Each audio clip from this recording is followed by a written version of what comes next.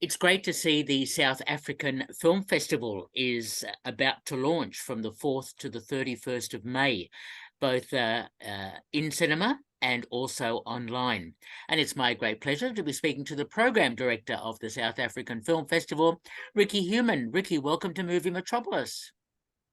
Hi, Peter. Thank you very much. It's so lovely to see you again. And so excited that we're back with our festival again. It's May. I feel like the month of May this year is just an array of beautiful events. Well, congratulations on getting the festival back to something much stronger. First of all, I must ask you, tell me about the South African film industry. How is it recovering from what's happened with COVID and so on? I think it is recovered pretty well. I mean, after COVID, remember, COVID in South Africa was also quite severe, but we have other challenges, a lot of other challenges in South Africa, like huge power failures and energy failures and all of these kind of things. So the filmmakers in South Africa, they really have their work cut out for themselves to kind of produce. But I think what happened through COVID with many countries and industries is because everybody so very quickly pivoted online to all of these disruptive, new services. Amazon has also opened offices in South Africa. There's Netflix Africa. And so they have actually created a lot of opportunity for young filmmakers and for very established filmmakers to also go into short formats.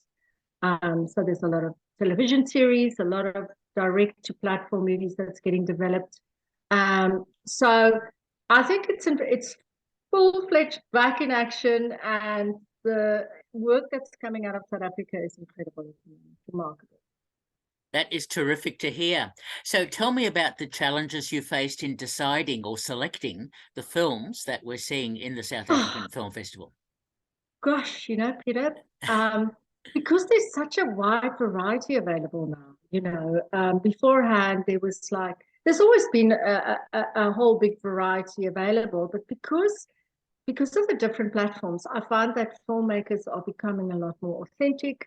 They're becoming brave in their storytelling. There's very interesting, I think we've got a very eclectic, different kind of feel this year to the festival. There's interesting topics, interesting comments.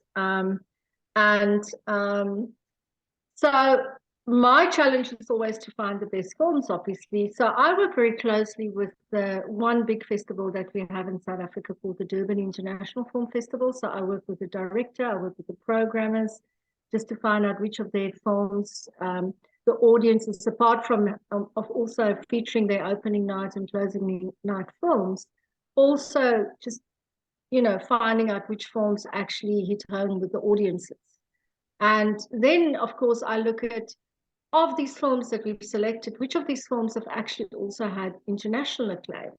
So they've gone to international film festivals, which means it will also have a wider appeal for non-expat South Africans in Australia, which is always very important.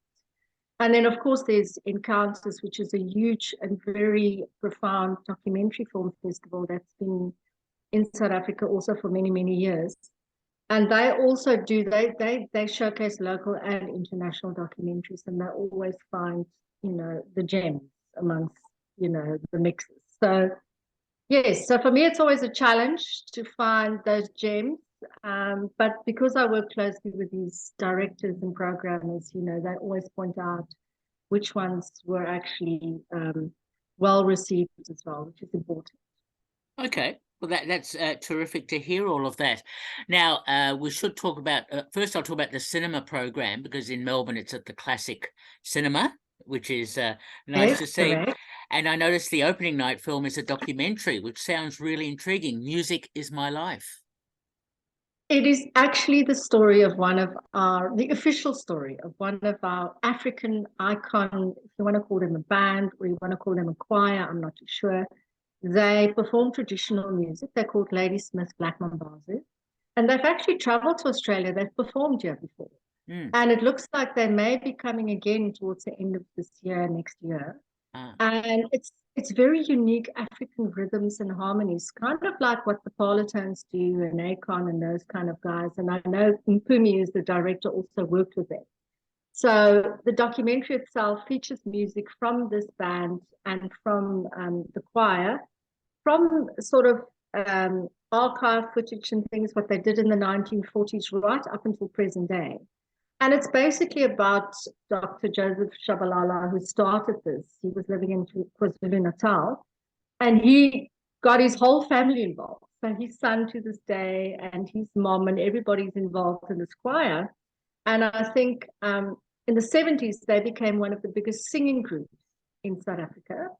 And then they really started getting international attention when they recorded the song with Paul Simon, from Simon and Garfunkel. So I think when people look at Ladysmith Black Mambazo and they look at the homeless song from Simon and Garfunkel, then they'll put the two together. And so, yes, we're very excited. It's a film that I think really portrays the African sounds, the rhythms, the music, the heritage so well. Sounds very good, and I'll be there on opening night, so I'm looking forward Fantastic, to yes, seeing very it. excited. And we're going to also, for our opening night, we're actually going to make it a very interesting, sort of like a cultural feel. So we've got African music playing. We're going to have African sort of ways, people coming to sell some of their African accessories.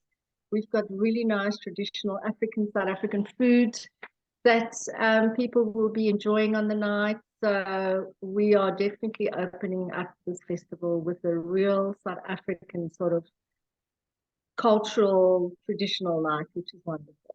It is wonderful. That sounds terrific.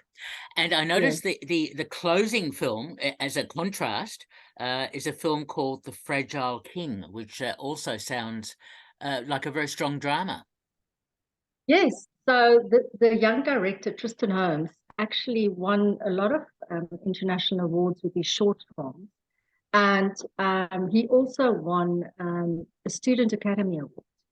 So it's from his perspective that he tells the story about an older white gentleman called Gerald King, who is the grandfather who basically is on his last days and really struggling with his health. And then suddenly overnight, it's that kind of family by accident story.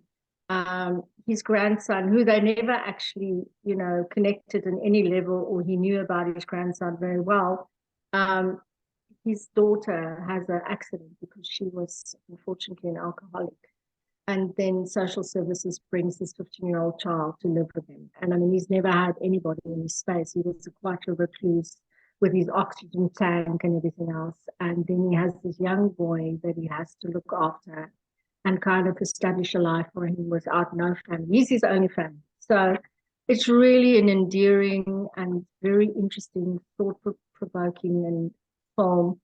And in a way, I think Tristan, if you read a little bit about Tristan's story himself, he kind of pays homage to his own grandfather through the story. Sounds, again, very interesting. Now, just to go on to talk to some of the films that are online, and just to reiterate, 4th to the 31st of May, the South African Film Festival, in cinema and online. The in cinema part is the first week, which is the 4th to the 11th approximately of May, I think. That's correct. And then we also have films in Perth, Adelaide, in New Zealand as well. So the first two films, Music is My Life and Mission Joy, will basically be in selected cinemas across the region of Australia and in New Zealand. And then in Sydney and Melbourne, we'll have 5 features and documentaries in cinemas. And then we go straight online on the 11th. That's correct. From the 11th to the 31st. 31st. Excellent. Now, just a few titles that drew my attention. A film called 1960. Yes, so 1960 was actually the opening night film for the Durban International Film Festival. And it's a very interesting story. It tells the story of a policeman that was, during the apartheid era, he was part of this very brutal apartheid regime. And then they find his remains. And then during the time that he was part of this very bad regime in the township, it's actually a story about a very famous singer at the time as well that sang in the townships during the apartheid era. And then she sees the news about the fact that they found his remains, and then she kind of revisits this whole story of what happened during the time. And he was actually the cause of her own mother's death. So it's kind of a combination of beautiful jazz and that township kind of concert singing, and really wonderful sort of diverse cultures, and what happened behind sort of the doors, and sort of in clubs and things, and just that whole different world.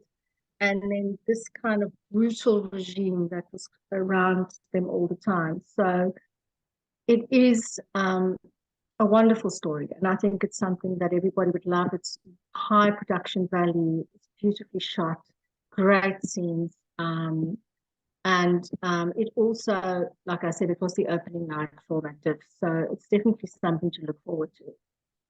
Okay, very good indeed. Now, it's another one that looks intriguing, a film called The White Line. Yes, so The White Line was actually a story that was also similarly told. I think very few people know that during the apartheid era, this whole apartheid regime also exists in our neighboring countries. So some of the law enforcement people that was part of the regime in South Africa also were part. They were in Namibia. Namibia is our neighboring country of South Africa. Mm. And The White Line is the story, is a very authentic Namibian story. And it shows how the apartheid laws were extended to the territory of Namibia prior to their independence. And under this regime, it kind of tells the story of this young man that was a policeman, and then this black woman that came to work.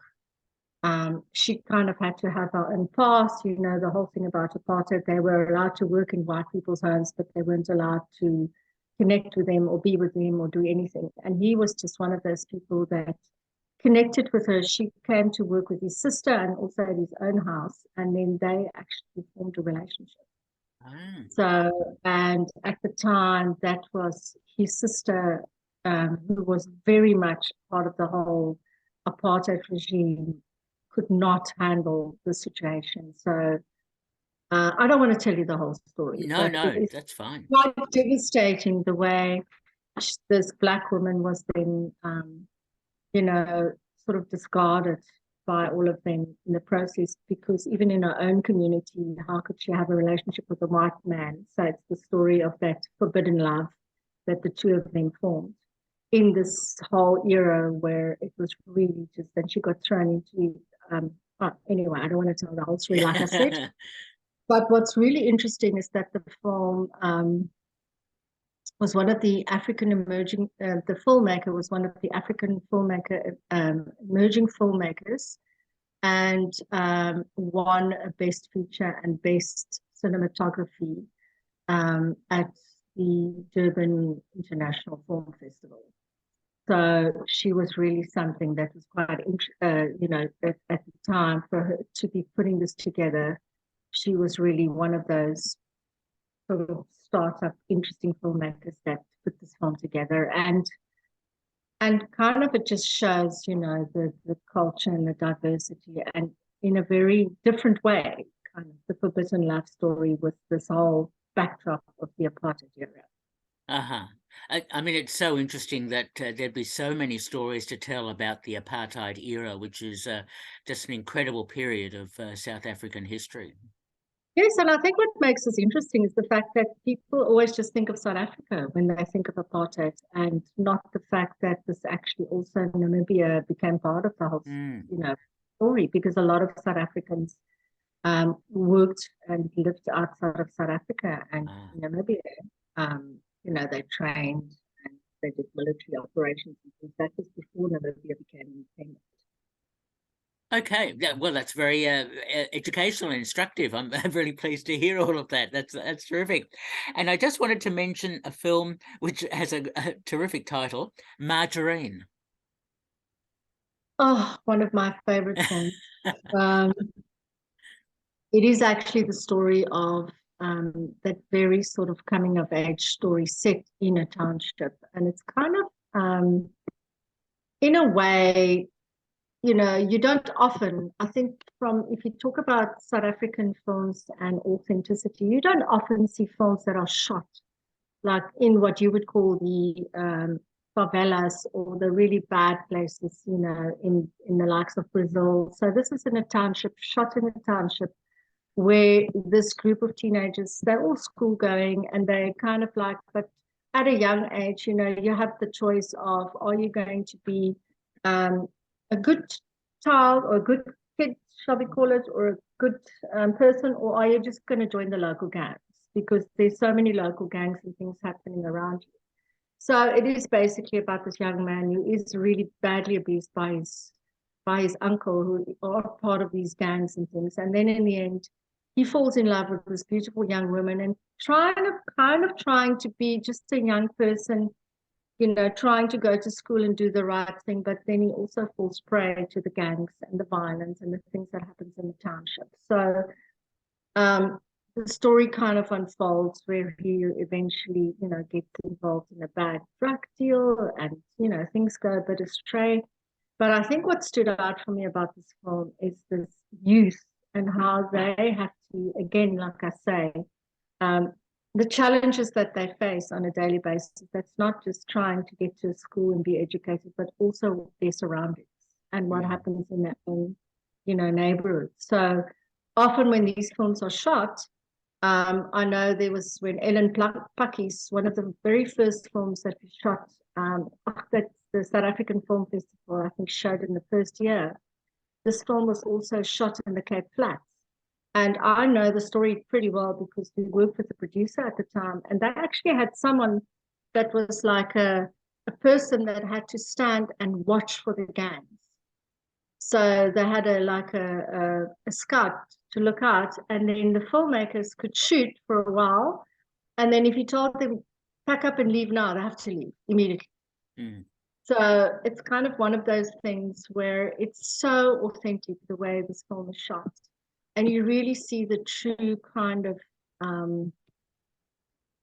live and livelihoods and the way these young adults live in the local townships, which I think is extremely interesting. And of course, you know, when money goes astray and there's gangs and there's fighting and things go a bit off the rail, off the tracks. But the film, the director was also nominated as one of the best directors of the 2021 American Black Film Festival. How very interesting. I mean, obviously we can't talk about all films, but is there another film in particular, Ricky, that you'd like to draw attention to? I thought because we've spoken a lot about the films, that I think I just want to highlight maybe two things for you. And other than just that we have, apart from the films that's in cinema and obviously going online, there's a whole short film package that we've curated together from award-winning films from South Africa and in international film festivals that is only available online. And I think for anyone that is a movie fanatic or love film and love to explore cultures, this package is really something interesting to look out for.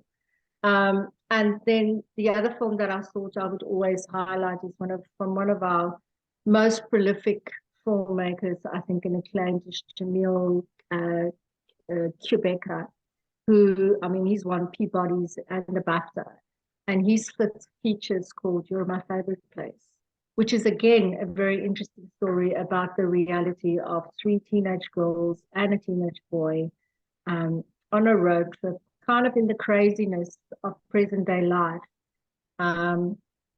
And just how they also have to find their own identity and where they fit into things, where your freedom is challenged sometimes, your happiness is challenged, your safety is challenged. So it's also a very interesting film, and I mean, from a very prolific filmmaker. So I think apart from the films that are in cinema, I think there is a very interesting, like I say, combination of different films, different fields, and even a very light-hearted comedy that's a kind of we call it a female ladies' night out movie called The Honeymoon.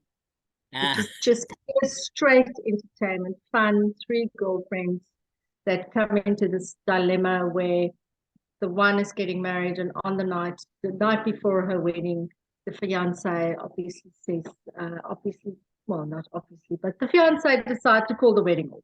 Ah, And then they decide to cheer up their friend and go on honeymoon with her. So there is really something for everyone this year. excellent to hear all that, and of course a number of other documentaries as well, and so on.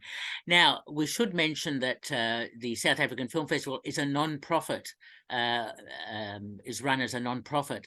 Can you talk a little bit about that, because there is a Yes, cultural significance there? absolutely. I mean, the main reason for this festival and why it exists here in Australia and New Zealand and also in Canada and now in the US is that we're all raising funds for Education Without Borders, which is a organization. So we are a not-for-profit, and all of our proceeds, net proceeds, goes back to South Africa to help youth in the Eastern Cape with their education. So last year we just developed this thing called School in a Box, where and these are kids that have to, or children that goes to public schools. Now, unlike Australia and some of the more international countries, public schools in South Africa is not the best schools that you could send your child to be educated. And often children that go to public schools, they don't have opportunities to have extra classes, extra lessons, all kind of, they struggle with languages, they've got language barriers and all kinds of things that put them at risk as youth to be educated. So basically what Education Without Borders does, they offer after school classes, they offer free tutorials for these kids so that they're able to get the best education that their parents or their grandparents or their families or their communities can't necessarily afford. So it's a really, for us, it's a very passionate charity that we support. And it's very well run by a Canadian couple that started the whole organization. So all the money that we send back to the organization, we see the results every year. We see the children, how they've actually flourished with this opportunity to be tutored, to be able to get access to devices which they won't necessarily get access to before. So we're very passionate about our charities. Excellent news, and that's terrific that you do support that in this way. So if people go to the website saff.org.au, they can get more information, buy tickets, all that sort of thing? Absolutely. So you can basically go through our website and it will take you through to where you can buy in-cinema tickets, or you can go directly to the Ritz to buy tickets. The festival is advertised on the website. And yes, of course, there's festival passes, or you can buy individual tickets if you don't want to see the full program. And you can also, if you decide that you don't want to watch features and documentaries per se, and you just want to watch the short films, you can also just buy a ticket to watch all the short films. And there are 10 of the short films that range between 3 minutes and 25 minutes. So this, and obviously every film has a little film page and a trailer. And also what I forgot to mention is for some of our films, we've created some bonus content. So you will have very interesting discussions about our films online with some of the directors, with some of the cast. Definitely, and before we go, look out for a very interesting discussion about Isaac Newton, the documentary called Newton, which is also based on a very controversial, interesting hip-hop artist and Rasta rebel or rapper in South Africa. And because this documentary was shot over 6 years, and it really also gives you sort of an insight into what artists in South Africa, what they experience when it comes to heritage, race, and identity. Through a very diverse and ever-changing society. This Isaac Newton is kind of, it starts off a little bit controversial and in your face, very militant, very aggressive. But if you look at his discussions and who he is in the end, he's now a man that's kind of just trying to find that greater peace. And I think that's what most people are trying to find. But in South Africa, you know, it is always interesting to try and find your identity amongst this mix of diversity. How really interesting to hear all of that. It sounds like people will get a real buzz out of immersing themselves into South African culture, both in feature films, documentaries, and Absolutely. shorts. Yeah, and there's definitely interesting discussions, like I say, over and above where we kind of connect with Australian, not just expats, but interesting Australian people that kind of come together. So we put the parts together, and that creates our like a full bonus content. So it's virtual Q&As and discussions, which brings an extra element of emergence and kind of connectivity to our country and our culture when you go onto the online programs. Sounds terrific. The South African Film Festival, 4th of May to the 31st, both online and in cinema. And we've been speaking to the program director, Ricky Human. Ricky, thank you so much for talking with me. Lisa, thank you so much for your time this evening. And I look forward to seeing you at the opening night. And please, and everybody else to join us this year. It's going to be amazing.